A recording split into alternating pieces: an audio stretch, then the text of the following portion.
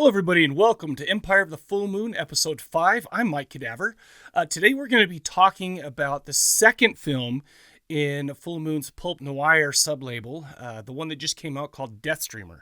Came out early October 2024. Now it is November 4th of 2024, and I waited a little bit to do this one for a couple of reasons. And the first reason is because I wanted the Church of Chills to happen. Now, before I get into that, I wanted to mention that before on this show, I've talked about how he purchased a house in Cleveland, and he does a lot of filming of his newer movies there.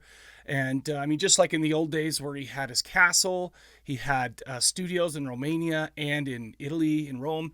And, eventually he had to get rid of all that stuff, the ups and downs of a movie maker. You can read all about that in his book that he came out with. Anyway, so the Church of Chills was filmed in Cleveland castle, like a rundown castle that Charles Band purchased. And basically, he filmed Quadrant there, which is the first of the Pulp Noir films. And he also filmed Deathstreamer, this movie that we're going to be talking about today there. And it was built in 1890. I guess it'd been on the market for some time and started up at $300,000, but he picked it up for $140,000. And by the way, $300,000, that seems still cheap as hell, but he got it at $140,000. So, good for him. Always, the businessman, Charles Band, we all know that. But anyway, so yeah, he filmed this movie here, like I said, Quadrant. But on October 26, 2024, he actually held kind of an event called the Church of Chills, and he did that from there. He had he sold tickets to come in. I don't know, maybe 100 people, 200 people were there, and there was a little stage in the church on the side where if you'll see a Deathstreamer that you'll see it there, but where the people making the videos actually filmed their show. Anyway.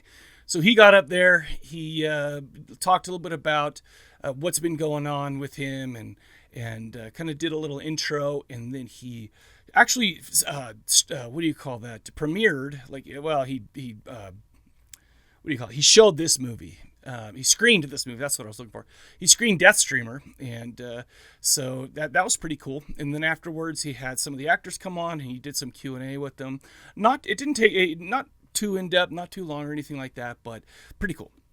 Anyway, my favorite part of that whole thing is he had Dana DeLorenzo come in, and he also had Andrew Divoff come in, and just as kind of added attraction to come in, talk about how you made it in the industry. And my favorite part, though, was when Andrew Divoff actually spoke to the crowd as the Wishmaster, and I thought that was awesome. Now, I didn't attend it in Cleveland, but they did live stream it. If you wanted to pay, there's this, this service named Moment that you can pay to live stream something. The problem is the technical, there were so many technical issues, it was just too painful to watch, but that's okay. There was still football on. It was a Saturday night, so it was still good. Anyways, they actually have posted a fixed version of it. It seems like somebody kind of Frankenstein together the best quality stuff they could get, but it was kind of a mess that night. But now, having seen it, I thought it turned out, and it was just fun to watch. Anyway, long story short, and also live, they actually just kind of have you ever heard of a cam where somebody like videos the screen in a theater? That's kind of how they showed Deathstreamer, but if you watch the rerun of it, they actually cut in the actual movie, so that's much better. Anyway, before anything else, why don't we go ahead and play a trailer for Deathstreamer, and we'll come right back to talk about it.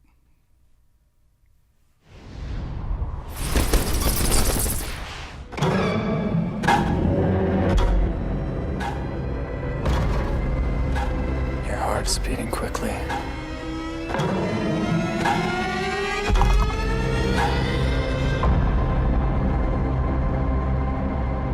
Click like, subscribe, join our Patreon page. Smash those buttons. Take a look at this. And cut. There's a video that's got over 500,000 hits since yesterday. And growing. Who do I look like to you, Stanley Kubrick? Viral marketing, you can tell. Can we please get back to work? Hellfire House is live streaming again. Doesn't that mean that somehow or other this is all real? Yeah. What do we do about it? We're gonna air it. To extraordinary things. We're gonna let people see it. Are you fucking crazy? You really think you're gonna be able to outrun this guy if he wants to find you? Don't tell me you suddenly don't believe it. This is what's happening. He's trying to destroy the whole fucking world. There we are. I'm not fucking Van Helsing, Eddie.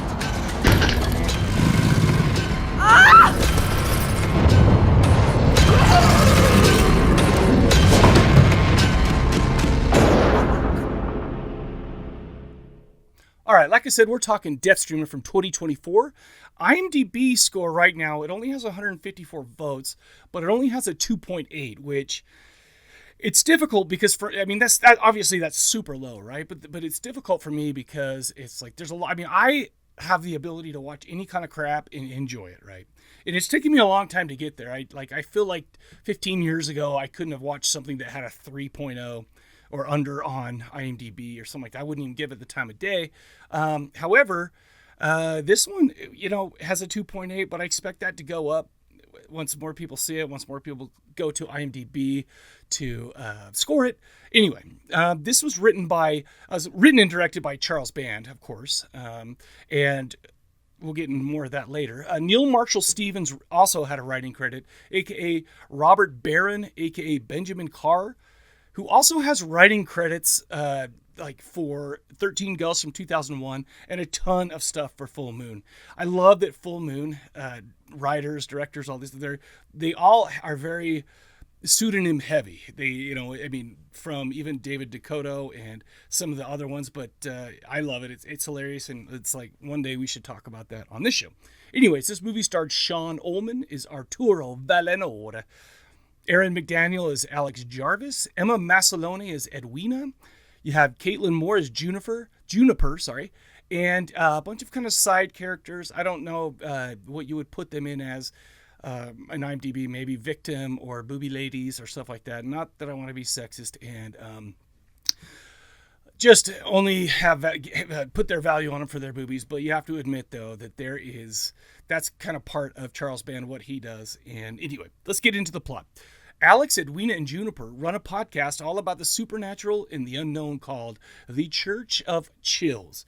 As they're putting together their show, they stumble upon a live stream that is all about a vampire who lures beautiful women into a sex dungeon club, which, by the way, I don't know why I haven't gotten to that business. I'll tell you why, because I feel very disappointed in myself. But good for him. He live streams himself seducing and devouring these ladies. He wears a set of super nerdy tech glasses, and that's how he kind of like live streams it. It's basically his POV the whole time. Remember Google glasses, by the way? Not to get off topic, but whatever happened to those? Anyways, but they're kind of like those.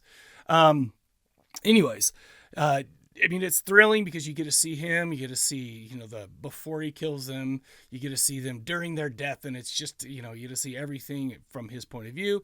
But the problem is the Church of Chills, the show, the guys running the show decide to do some research on it, and they find some deep, dark secrets about Valinor and how long that's been going on, and other times that people have been gone missing over the years and all this other kind of stuff, blah, blah, blah. All of a sudden, they find themselves fighting for their life as the live streamer Valinor tries to keep his secret safe, the one that they've uncovered. Anyways, have the Church of Chills members stumbled upon a real vampire? Will the live streamer find Alex, Edwina, and Juniper to enact his revenge? Does Charles Band employ another porn star for his nude scenes in this one like he's done a lot of lately? Find out by watching Deathstreamer from 2024. All right, so here's the thing, you guys. This movie looks really great. Obviously, it's, what an amazing thing to be able to just have this built-in set. And, so I actually bought the Blu-ray. So what they do, that's going to look really bad behind the blue screen, isn't it? Anyway, sorry about that. Anyway, so there's a video zone. You can see where he's painted hallways, and and where people just come in and out of. It's in the same room where the church that they're, that the Church of Chills podcast guys are filming their show, and the basement, the sex dungeon basement. What an amazing, like, just, I don't know, like, to have that like resource at your beck and call is amazing. Anyway, the Church of Chills people, they really do like the actors, they do it great. The leader kind of reminds me of Dennis from It's Always Sunny in Philadelphia, which is kind of funny because he kind of plays the same kind of arrogant guy, but you have his two sidekicks in the show, and it's great. It's pretty interesting stuff. I mean, some of the stuff that they actually, first of all, I want to say that Church of Chills is probably a podcast that I would listen to because they get into some real life stuff and hauntings, like Bigfoot, all other kind of stuff like that. Anyway, they're all great actresses. I mean, I've never seen them in anything else, right?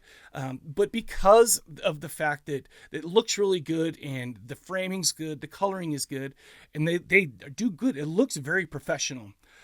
Kind of until, so it's also a 72 minute movie, so it doesn't drag, and there's not a lot of time to get lost in boredom or anything like that. Anyway, I'll mention a couple of things about the effects, though.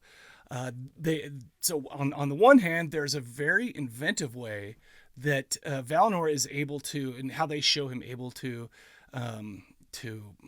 how should I put this without giving too much? How to travel, which is, I mean, it's a really interesting way, but at the same time, the effects are kind of hokey. And I think, like I said earlier, I think this is one of the reasons why some certain people who haven't got used to this kind of stuff have a hard time overlooking that when they go to score. Like, they'll see something like that, whereas I can just be like, oh, you know what, this is great. I understand that their budget is super low, but it's still awesome and hilarious, and I love it. So it's definitely a good mix of story, blood, boobs. Like I said, in the 72-minute running time, you don't get a chance to get bored. There's a couple of things that I really there's three things that maybe I could criticize, but I'm not going to, because I love this movie and I love Charles. Like, I bought it. Like I said, I bought it, even though that's gonna look terrible. I put a blue screen behind me because I have green on this hat, so now that's gonna look really bad. Anyway, I realize that they're using AI for some of their most recent films, and I don't know if they're doing that or if it's just a regular CG. But there's a part where there's just a bunch of bats flying around. It looks pretty comical, to be honest with you. But I mean, you have that part, but then you have like the real parts with the real actors and stuff. It's just so great. So it's a little bit off-putting when you see the pretty bad CGI there. That was one thing that I think that they could have done better. I'm not even going to give away the second one, so I'm going to skip that one. So, but the last thing is that I think that they didn't cast Arturo Valero right. Now, and I don't mean that to be a jerk to Sean Ullman, the actor. It's not like he did a bad job. I just don't think that he kind of fit the profile of it. I mean, I would think, I don't know. I don't want to bag on him. He did a great job. When you picture a romantic vampire that's been doing this for X amount of years, you think someone else. And there's one other part that kind of crack up when he'll be like, oh my gosh, I'm about to kill you. And so he'll be like, and you will be mine forever. Like he's in some kind of metalcore band or something like that. And I mean, I'm sure that's what he was directed to do. It just cracks me up. So, like I said, I overlook all of these flaws because I sit down and I just have such a fun time with these movies that it's difficult for me to really be upset about certain little things like that. But it's definitely unique, and that's one thing that you can give to these guys who made this movie, these guys who produced this movie, and all that stuff. Anyway, like I said before, this is a good one. I just so you know, I subscribed to the Full Moon streaming service, so I watched it on the day it came out on that, and I thought it was so good that I still went and bought the Blu-ray. The Video Zone was really cool. Charles Band going around. You see the people behind the scenes. You see them getting their makeup on. You see them interact with each other, not in character, which is really kind of fun. And also, for some reason, he loves to like I think he's filming with his phone, and I think he likes to get the naked ladies on it with his phone. So you've got you got nakedness in the movie, and you got nakedness in the video zone. But I thought it was great. Like I said, check it out. I guess there's really not much else to say about it, but do me a favor if you haven't, share this with your friends, subscribe to it, go visit corpsecollective.com and see the other projects that I have going on there with some other people. Anyway, appreciate you watching, and we'll catch you guys later.